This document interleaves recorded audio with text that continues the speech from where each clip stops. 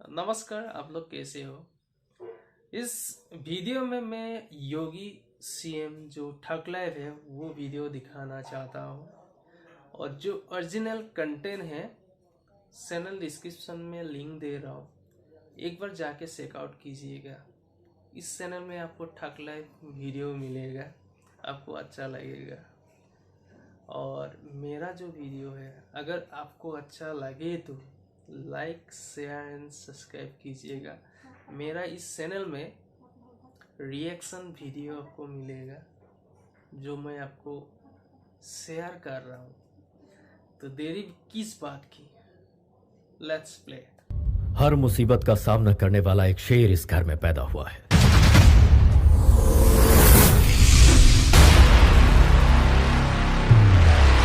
अभी तक लीडर पैदा हुए हैं, रूलर पैदा हुए हैं, लेकिन फर्स्ट टाइम इतिहास को रचने वाला पैदा हुआ है। अपनी तकलीफ लेकर जो आता है उसे मैं सीने से लगाता हूँ, अपने स्वार्थ लेकर आता है उसे मैं अपनी जूते की नोक पर रखता हूँ। 15 मिनट के लिए पुलिस को हटा लो, बता लेंगे किसमें हिम्मत है, कौन था। तू तो बिना एड्रेस बिना स्टैम्प का एक खाली लिफाफा है और मैं तलवार की नोक पर राज करने वाला पावर हूँ। कौन मौलाना हैदराबाद से बोलता है, कौन कहां से बोलता है, इसलिए बहुत चिंता मत करिए, क्योंकि बकरे की अम्मा कब तक खैर मनाएगी आप देखते रहिए। बस तेरा बाप आया, ले तेरा बाप आया। नमस्कार दोस्तों, आप सभी की रिक्वेस्ट पे मैं लेके आया हूँ योगी जी ठग लाइव।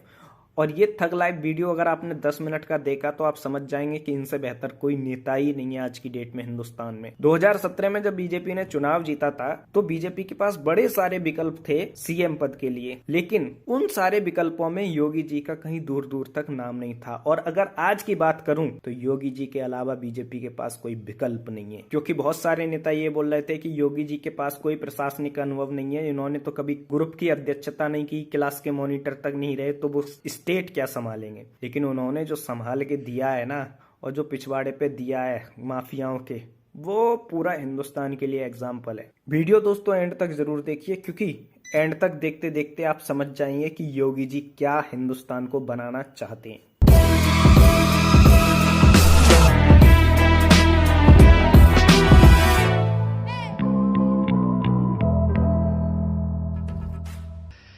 आपको कोई एक थप्पड़ मार दे, आप उसके सामने आपकी प्रतिक्रिया क्या होगी? आप तत्काल उसका प्रतिकार करेंगे। अगर आपके पास क्षमता है आप उसको पटकेंगे, वहां पे एक घूंसा जरूर मारेंगे। क्षमता नहीं होगी, आप कमजोर होंगे तो आप भाग खड़े होंगे। आप घर में भी नहीं बताएंगे किसी ने मुझे मारा है। मैं जानता हूं तो लोग कहेंगे कि आप कानून बनाने वाले सांसद उकसा रहे हैं। कानून मानवों के लिए होता है, दानवों के लिए नहीं। जो दानव प्रवृत्ति के हैं उनको उनकी भाषा में जवाब देना चाहिए। ऐसा नहीं है कि यूपी में राम राज्य स्थापित हो गया। कल ही कानपुर में एक पत्रकार की हत्या हुई। अब तक एनएचआरसी का डेटा कहता है कि 433 इनकाउंटर मौतें हुई। 21वीं सदी में इतनी इनकाउंटर मौतें। आप कहते हैं कि या तो जो अपराधी हैं वो जेल में जाएंगे या यमराज के पास। ये क्या बात है? तो मैं क्या अपराधियों की आरती उतारूं?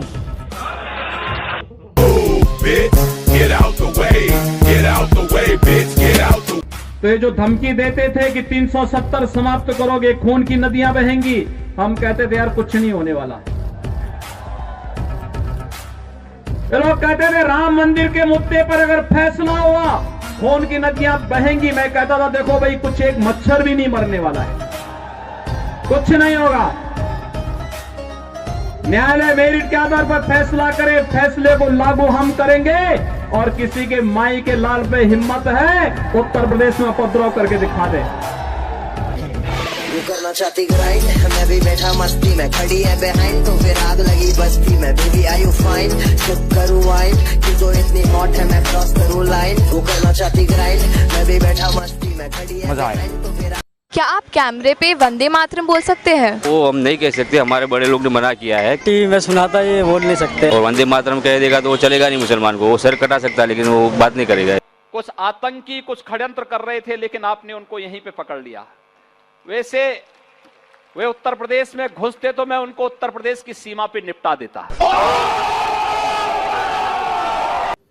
अगर कोई आपको मारेगा, लेकिन अगर सामने दानव है तो अगर मारना एक हाथ से मारता है, दूसरा हाथ से उसका जवाब भी दीजिए।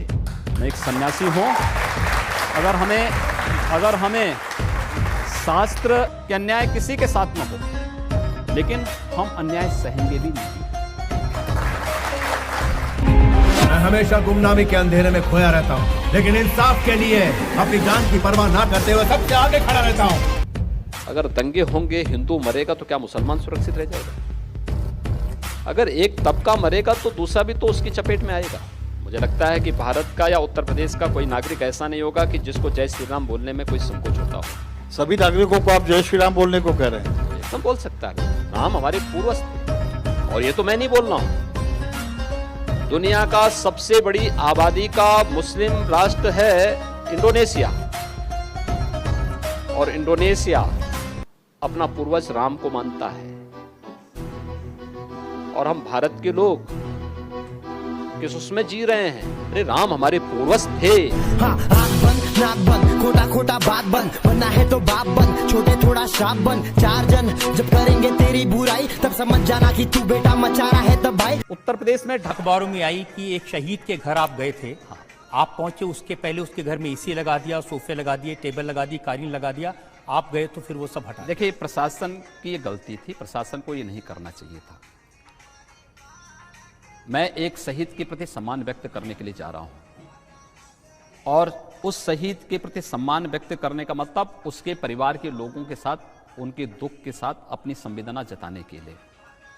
किसी भी शहीद का सम्मान देश के लिए सर्वोच्च सम्मान होता है, और मुझे लगता है कि वह प्रशासन की गलती थी, उनकी जवाबदेही तय की गई वहां पे। भाई, एक मेरे लिए एसी लगाने की आवश्यकता क्या थी?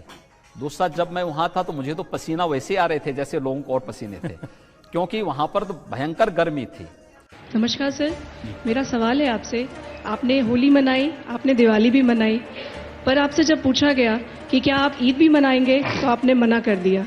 क्या हम ये मान लें कि आप हिंदुओं के नेता हैं? देखिए, मैं मुख्यमंत्री तो पूरे प्रदेश का हूं, 22 करोड़ जनता का मुख्यमंत्री हूं, लेकिन मेरी व्यक्तिगत आस्था भी है। और व्यक्तिगत आस्था ये, मैं वो पाखंड नहीं कर सकता कि घर के अंदर हनुमान चालीसा का वाचन करूं और बाहर जाकर टोपी लगा करके जो है दूसरा प्रदर्शन करूं। ये चीजें नहीं हो सकती हैं।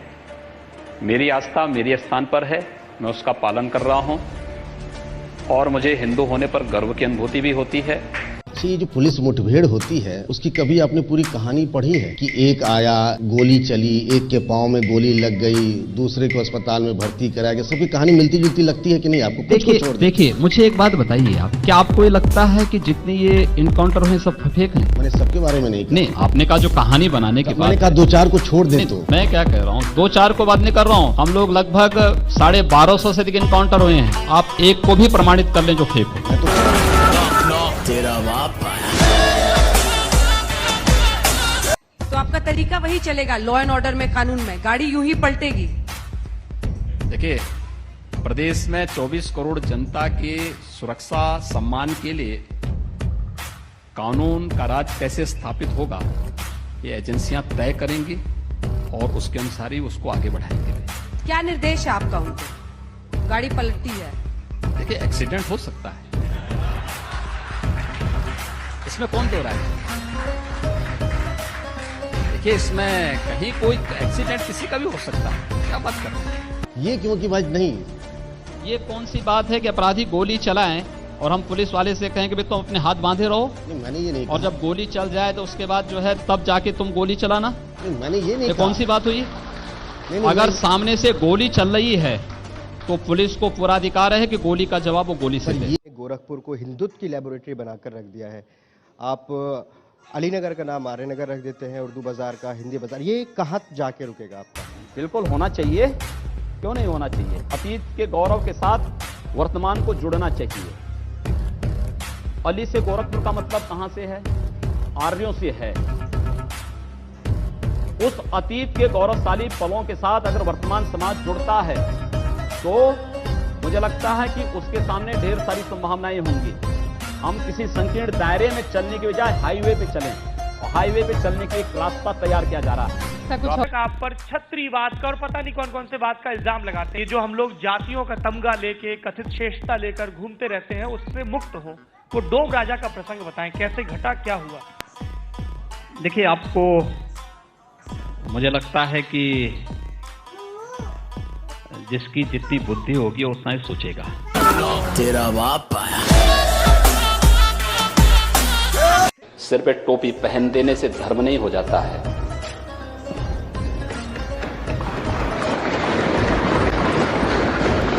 हमने धर्म को कर्तव्य के साथ जोड़ करके देखा है, दायित्व के साथ जोड़ करके देखा है। आखिर जिस कार्य के लिए 1990 में राम भक्त अयोध्या में जा रहे थे, जिन राम भक्तों को गोली मारी गई थी, जो लोग कहते थे कि परिंदा भी पर नहीं मार सकता,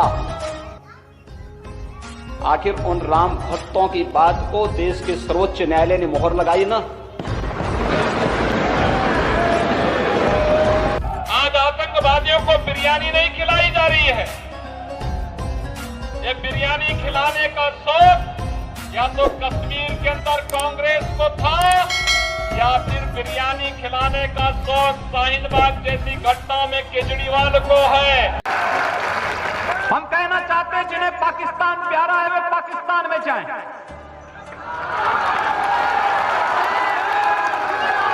जिन्हें पाकिस्तान अच्छा लगता है वो पाकिस्तान चले जाएं। हम उसको रोकेंगे नहीं। अगर वो चाहेगा तो उसको जाने का किराया भी मुहैया करा देंगे।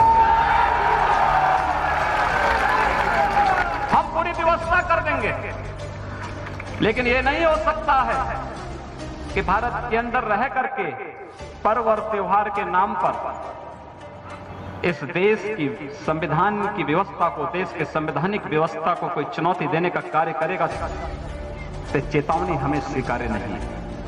कि मानो हिंदुत्व एजेंडा पूरे देश पे थोपा जा रहा है, जबकि देश है सेक्युलर देश। कहा जाता है कि नहीं, हम भारत को हिंदुत्व देश की नजर से देखना चाहते हैं। ये ठीक नहीं है। हिंदू का मतलब आपका है क्या?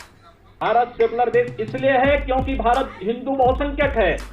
आखिर भारत से अलग हुए पाकिस्तान और बांग्लादेश में सेकुलरिज्म कहां मर गई है? वे भारत के पार्ट थे। अगर कोई भारत के अंदर सेकुलरिज्म देखना चाहता है तो उसको पाकिस्तान और बांग्लादेश के अंदर इसकी वकालत करनी चाहिए। एक प्रधानमंत्री को जहर दे दिया जाता है, पार्लियामेंट में अटैक हो जाता है, बॉम्बे में ब्लास्ट। कुछ मत बोलो, सेकुलरिज्म। मुझ में ईश्वर की दी हुई शक्ति और लोगों का विश्वास है, जो मेरे लिए जान तक देने को तैयार है। हिस्ट्री रिपीट होती रहेगी। राम जन्मभूमि का आपको ध्यान आ रहा है, उनको ध्यान नहीं आया कि मैं राम मंदिर मुझे भी याद आ रहा है जी। आपको ये भी याद रखना चाहिए कि इस देश में चंद्रगुप्त को भी किसी सेल्यूकस ने अपनी कन्या दी थी, और राणा कुंभा को भी किसी मुस्लिम फकीर ने अपनी कन्या दी थी। बिल्कुल दी होगी। तो याद रखना, हिंदू इन सब चीजों को नहीं करता है। जी मैं ये कह रहा हूँ, करते नहीं। मैं कह रहा हूँ, महारानी ने क्यों नहीं राम जन्मभूमि के लिए राजा से मुसलमानों ने यहाँ 700 साल हुकूमत की है। अगर धर्म परिवर्तन का ये जो आप कह रहे हैं तो ये सारे यहाँ मुसलमानों के, कोई हिंदू नहीं होता। मुसलमानों ने हमेशा ही प्यार और मोहब्बत से काम लिया है, और हम भी उसी में से हैं। हम भी हिंदुओं में से हैं। हम वो नहीं है। ये जजिया कर किसने लगाया था? हाफिज जी, एक बात बताऊं मैं आपको। आप मुझे बात बताइए, आपके 3 पीढ़ी 4 पीढ़ी पूर्व आप लोगों को पूर्वज भी हिंदू रहे होंगे। आपको अपना डीएनए जांच कराना चाहिए, किसी हिंदू का डीएनए निकलेगा। योगी जी को जेल जाना चाहिए, मोदी जी को जेल जाना चाहिए, हमारे बीच से एक दर्शक ने कहा था। तो मैं कहना चाहता हूं, जो सांप्रदायिकता को सबसे ज्यादा बढ़ावा देते हैं उनका नाम है ओवैसी। तो ओवैसी को भी तो जेल में डालना चाहिए। ओवैसी को भी तो जेल में डालना चाहिए।